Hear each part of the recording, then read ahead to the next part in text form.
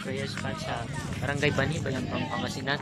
So yung matutungayan yung napakalaking ribulto po ni St. Vincent Ferrer. So yun, kasama ko po si Marlo. Ay, ngayon po ay nandito, pumasyat po sa prayer park kasi hindi po namin ito napupuntahan. Tala na aming buhay.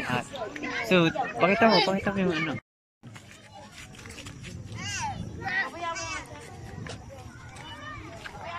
Ano ito may medyo? Ito na. Istoryan di ba? Kinchi, charo na istorya ni mga. Ano naman masasabi ninyo? Ngayon na nakapunta kayo dito sa St. Vincent. Pagkapababa ko ng bagong bayambang. Kala nyo sa tala ng buhay ko, hindi pa ito nabago. Tapos ngayon, wow, amazing.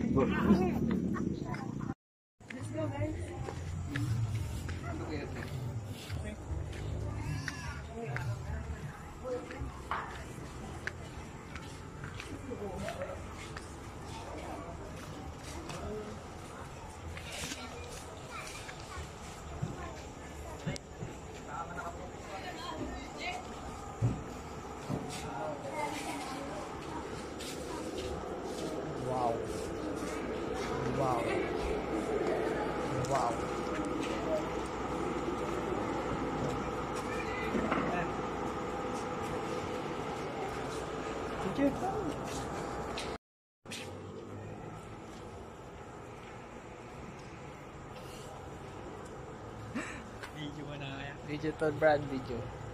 Amazing po talaga. Grabe, ang ganda sa loob, guys. Nahiya kami pumasok, baka matunaw kami. Kaya dito na kami sa labas. Pero grabe. Isa sa mga dinadayo po dito sa Barangay Bani is yung chicharon po nila, yung kung tawagin pusog-pusog, napaka-gandong po. Tignan ko nga. Pusog-pusog. Tikman ko. Guys, titikman ko po. Grabe. Ngayon ko lang ito matitikman. Masarap kahit walang suka. So ito ka.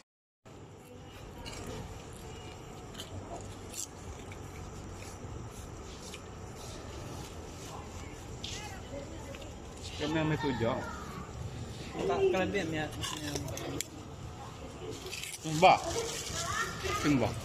Wala niray Kim. Early Sabat. Wala niray dayuan.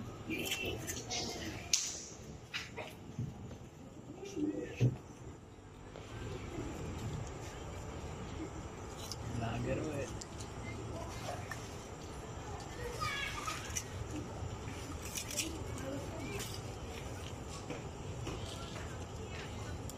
Ang gana mo eh.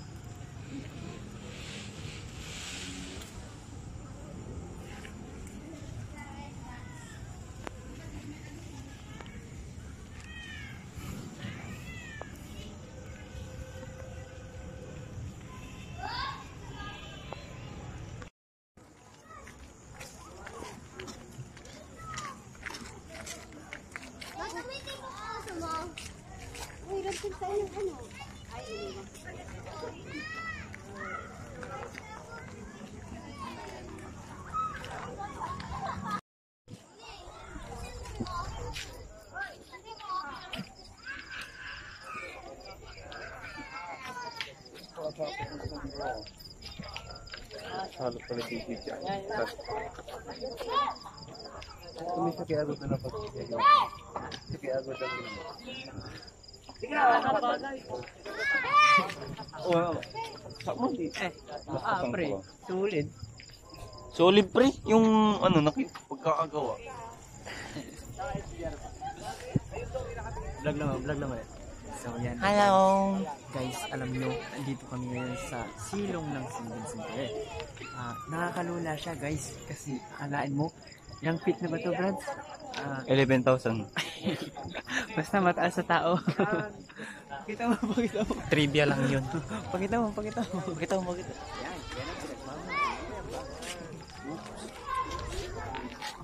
Hirap. Nini. Sig.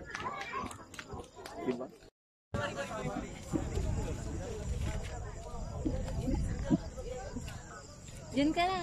Teacher mo ta. Ah? Tama ba? Sige lang, ulitin.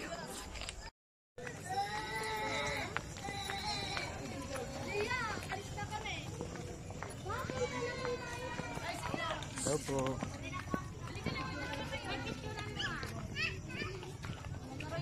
Oo nga, tutok. Nakikita yung pagkagwapo ko na stress. Susunod na po natin i-vlog ay ang milk tea.